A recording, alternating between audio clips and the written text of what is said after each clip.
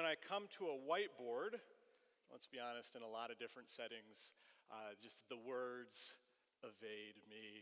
And it's just a jumbled mess on that whiteboard as I try and spell. So even in an honors education setting, words are important, but sometimes arrangement of letters. Okay. Here's what I want to do with you this morning. I want to read the opening line of this classic book, The Road Less Traveled, by psychiatrist Scott Peck. It's a classic book, was printed in 1978, so quite some time ago. But here's how it begins. Life is difficult. Life is difficult.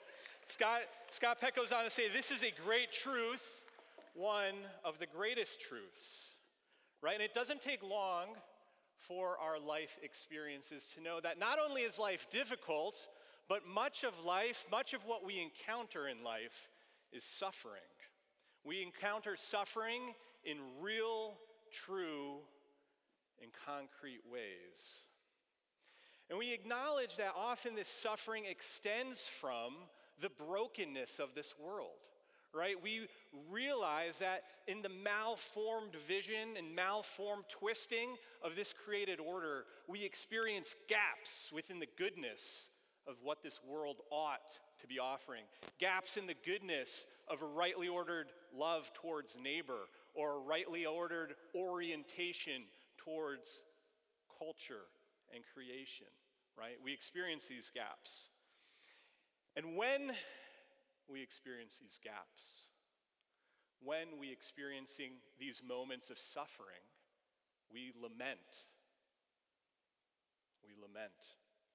And lament is where we find ourselves today in the book of Job. And by lament, I mean an intense response to the suffering we encounter. Laments can be found all throughout Scripture, particularly in the Psalms. And we see in the Psalms, the psalmists frame their lament in a lot of different ways. We see laments where there is anger in their hearts, perhaps revenge on their minds, laments of deep anguish and emotional distress, or perhaps laments that we all can relate to, tears shed on the pillows as they present their pleas to God. Lament is framed by deep levels of anguish, deep levels of distress. I want to be mindful as I'm up here of a particular tension. Right? On one level, in this chapel talk today, I could just kind of share my own litany of laments, ways in which I've suffered, ways in which life has done me wrong. And I don't know if that'd be most helpful to you all. Or I could keep on this other side of the spectrum and just kind of keep it abstract, suffering in the abstract, and throw out and toss out to you empty platitudes that inevitably will fall empty on the ears of those who are truly suffering.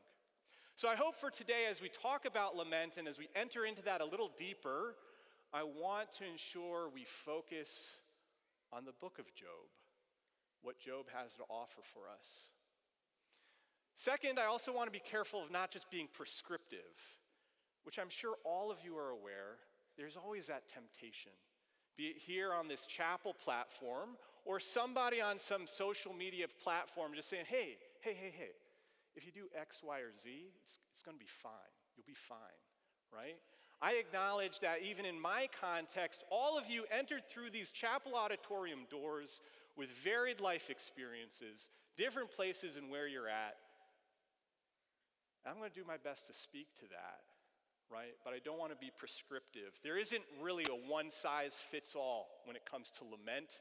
There isn't a one-size-fits-all when it comes to grief.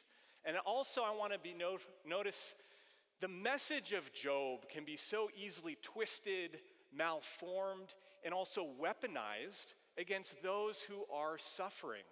And that's the last thing I want to do, is prescribe to you some way for you to encounter Job with just an X, Y, and Z approach.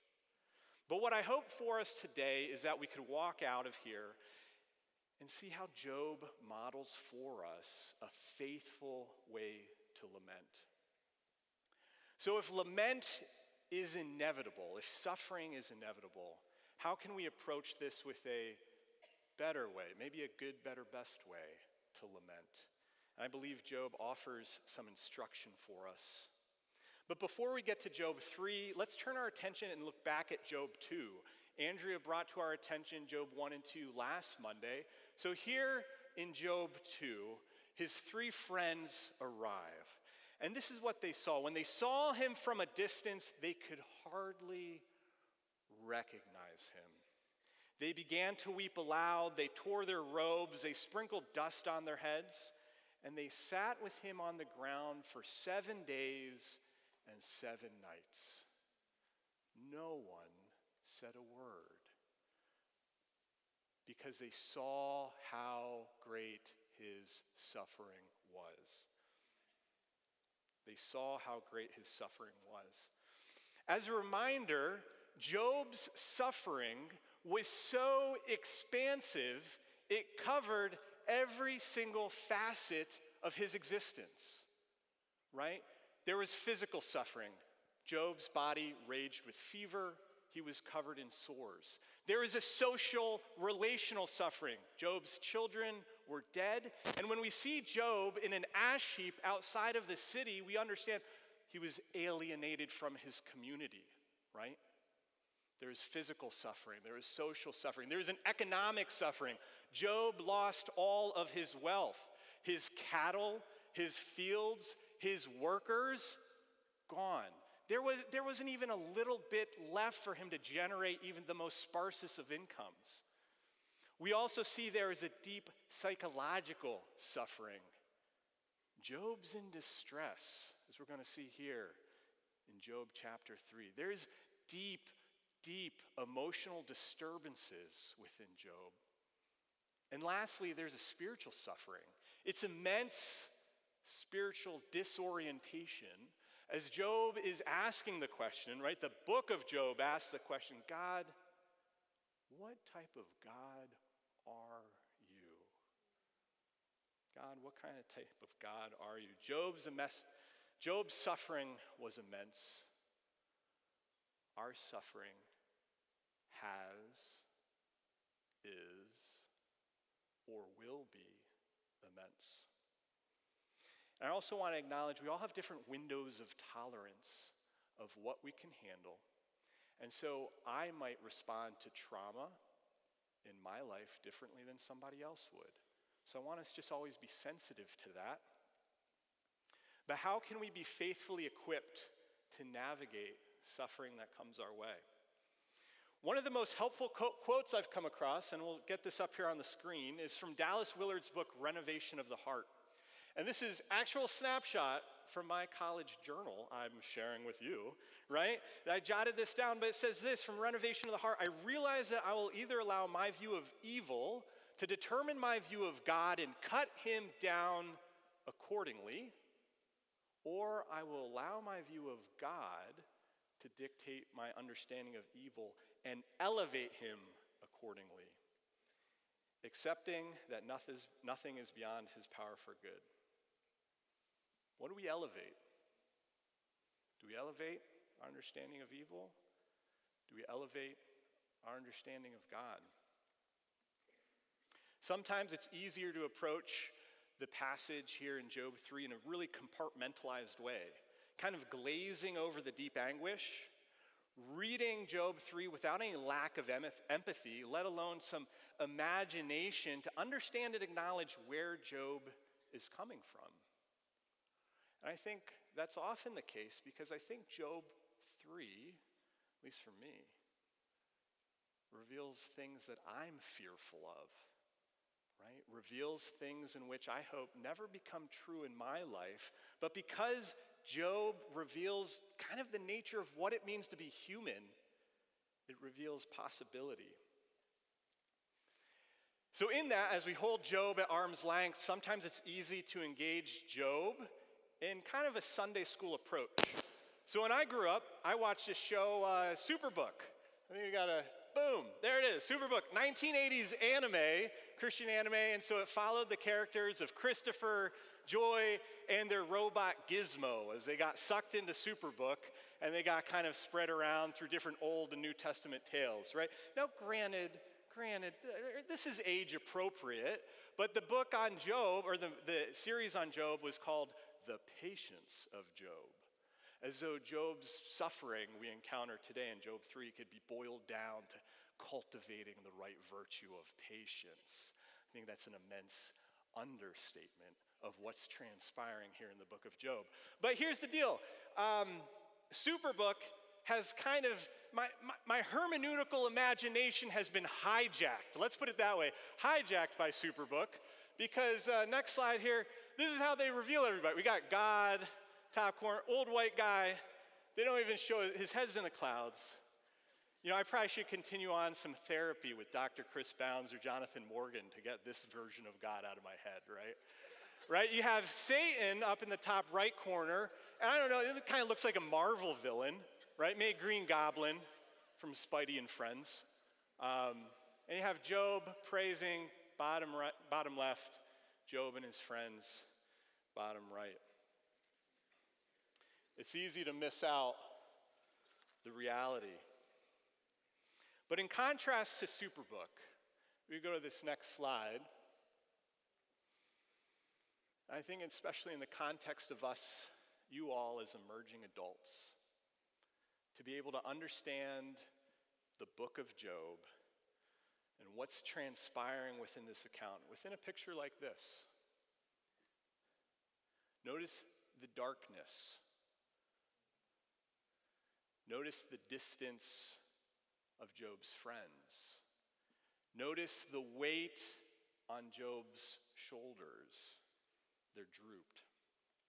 So as I read Job 3, be mindful of the darkness, the distance, the despondency that Job is carrying with us right here. Now, if Job chapter 2 framed lament in this context of silence, Job chapter 3 reminds us that his lament is loud. Job's lament is bitter. Okay. If you would, turn to Job chapter 3 with me, and I'm just going to read it in its entirety. Now, after this, Job opened his mouth and cursed the day of his birth.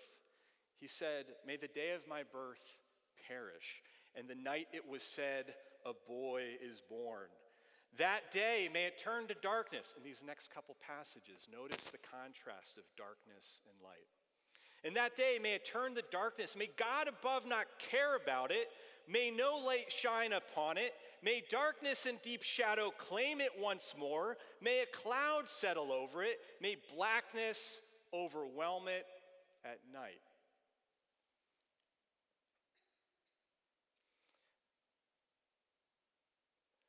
May that night be barren. May no shout of joy be heard in it. May those who curse days curse that day. Those who are ready to rouse Leviathan. May its morning stars become dark. May it wait for daylight in vain and not see the first rays of dawn. For it did not shut the doors of the womb on me to hide trouble from my eyes. Why did I not perish at birth and die as I came from the womb? Why were there knees to receive me and breasts that I might be nursed? For now I would be lying down in peace. I would be asleep and at rest with kings and counselors of the earth, who built for themselves places now lying in ruins, with rulers who had gold, who filled their houses with silver. Or why was I not hidden in the ground like a stillborn child, like an infant who never saw the light of day? There the wicked cease from turmoil, and there the weary are at rest. Captives also enjoy their ease. They no longer hear the slave driver shout. The small, the great are there, and the slave is freed from his master. Why is light given to those in misery, and life to the bitter of soul, to those who long for death that does not come, who search for it more than hidden treasures, who are filled with gladness and rejoice when they reach the grave. Why is life given to a man whose way is hidden, whom God has hedged in? For sighing comes to me instead of food, my groans pour out like water.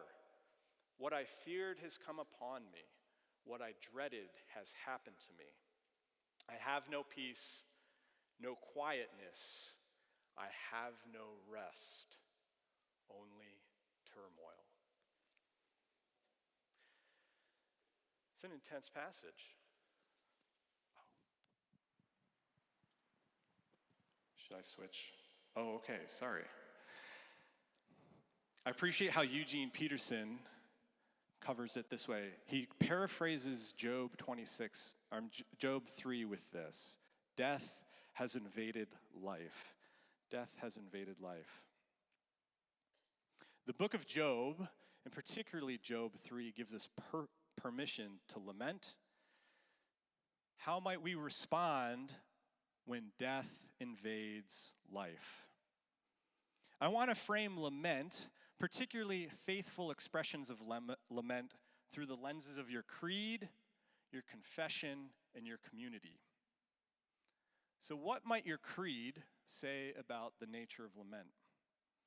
Suffering inevitably will challenge our most deepest convictions about what we believe to be real and about what we believe to be true.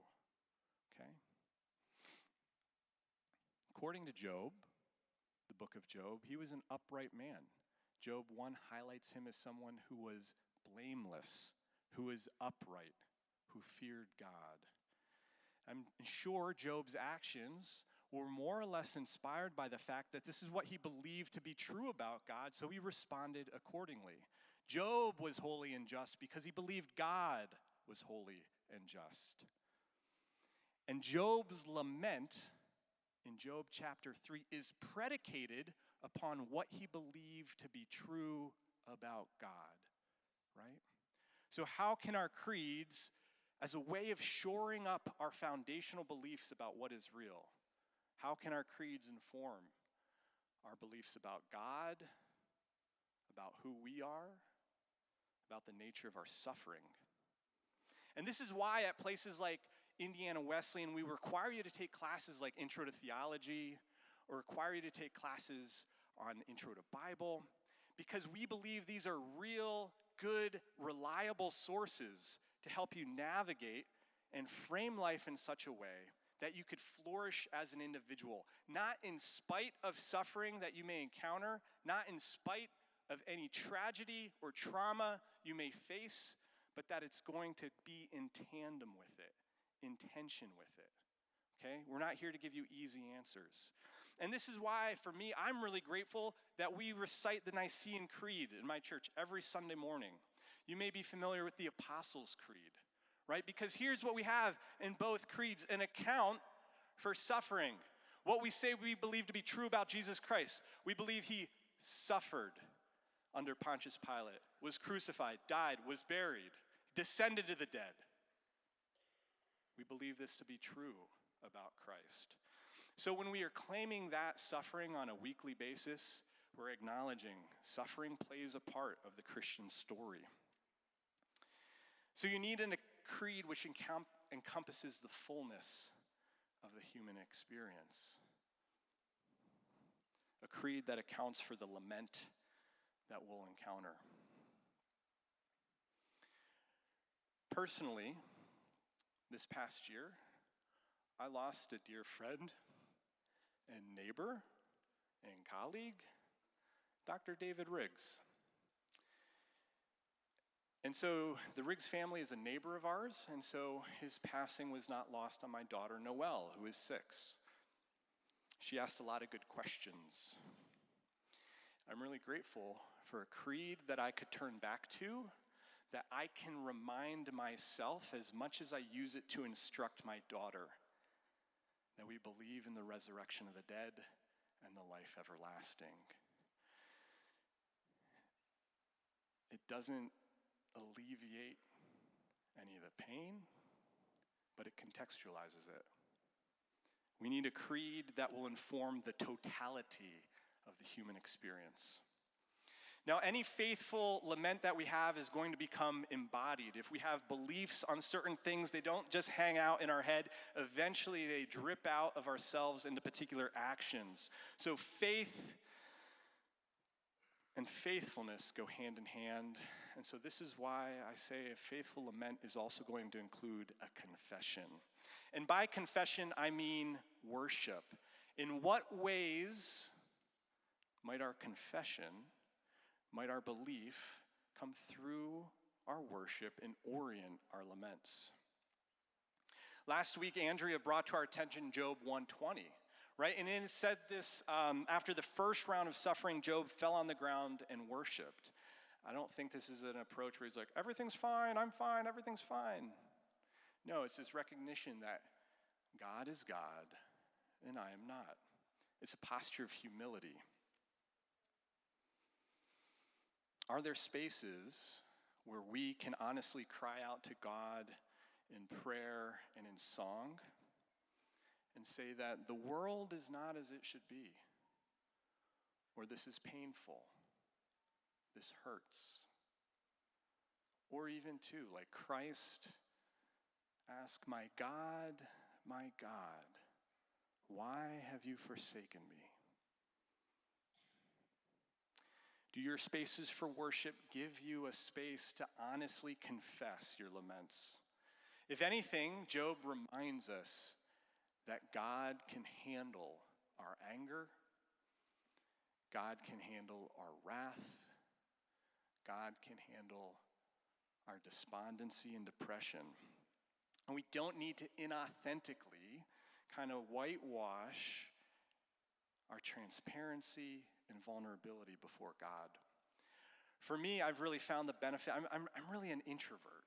Even though I have to sometimes be in these public settings, I'm really an introvert. So for me, the best way to lament is to journal about it, right? And so I actually have a portion in my journals where I just block it off and like, this is for deep sorrow and deep sadness. And it's sometimes a bit chilling looking back and reading those. Be like, oh, I was really torn up about that. Rightfully so, right? But it's also incredible to see how God, in his faithfulness, meets us.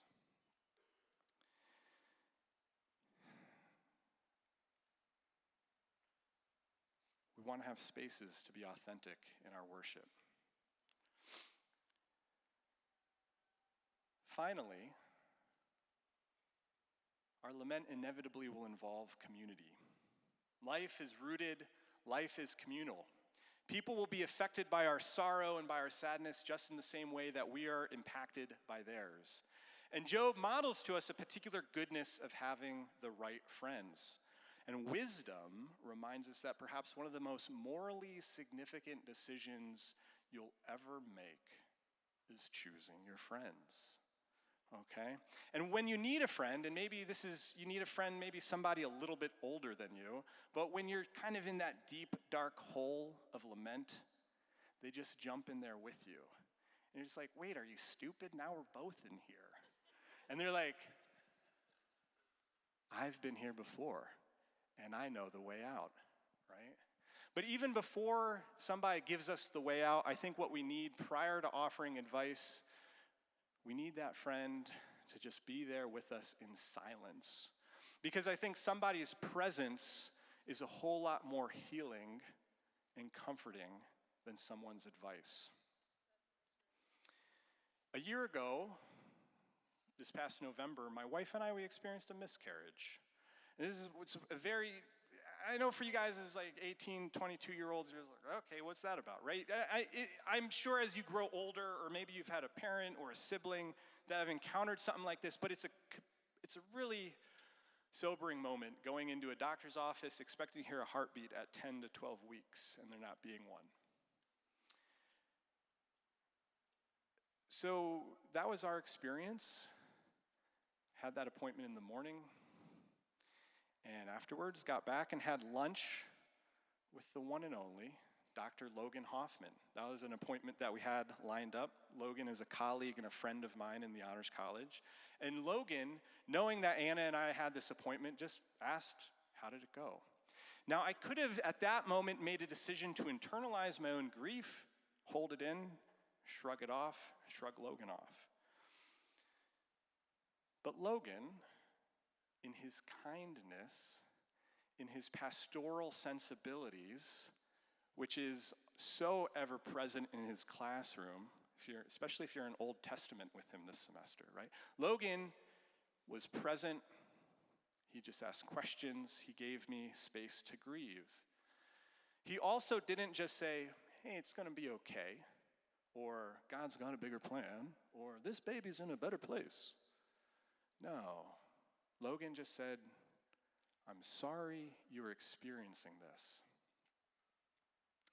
What Logan does in that moment, or I should say did in that moment, is in the connection, he humanizes my suffering. He humanized the point of connection. And Logan, honestly, is just one of the many communities members, one of my many friends who have been here and have journeyed with me in this life, who helped me practice a faithful lament. So even as we navigate lament through our creeds, confession, our community, I want to reiterate that even if our lament is pain-filled and deep and cuts to our core as much as it did for Job in Job chapter 3, lament in and of itself is a practice of faith. Lament is a practice of faithfulness. And here's what I mean. Job models to us, let me get that last slide up. Yeah, there we go. Job models to us that lament towards God is still an act of trust towards God. Lament towards God is still an act of trust towards God. And I believe that even in our lament,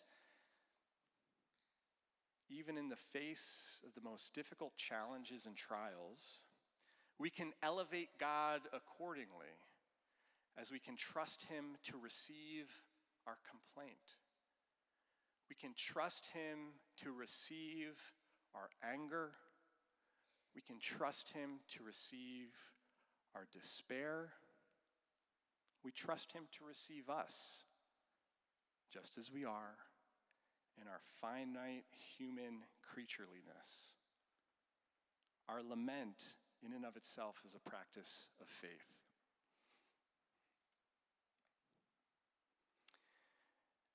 As we go on from here today, I want to encourage you,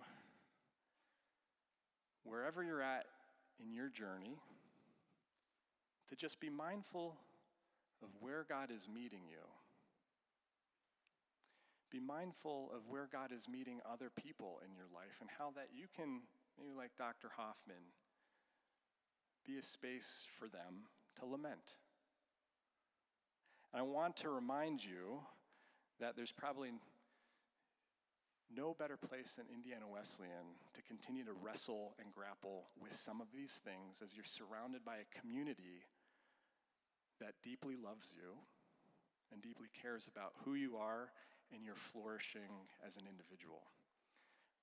Let me pray really, really quick because I've gone long. God, I pray that you just meet us where we're at today. Touch our hearts, our minds. Amen. Have a great day.